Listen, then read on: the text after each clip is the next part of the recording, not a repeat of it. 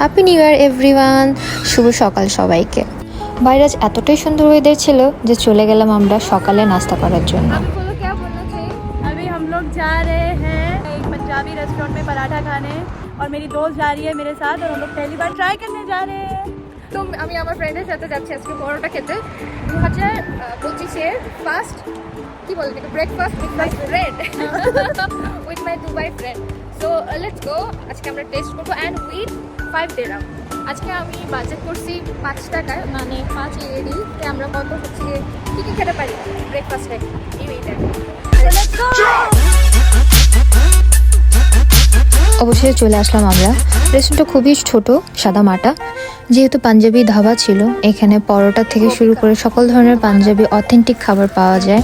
তাই আমরা নিয়ে নিলাম পাঞ্জাব স্পেশাল কপি পরোটা অ্যান্ড মুলি পরোটা, সাথে ছিল দই আর আচার। আর পরোটা খাবার সাথে চা নিব না তা তো হতেই পারে না, তাই সাথে 1 কাপ চাও নিয়ে নিলাম।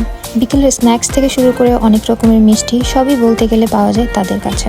শেষ আমাদের নাস্তা খাওয়া, এবার অফিস যাওয়ার পালা। বাই।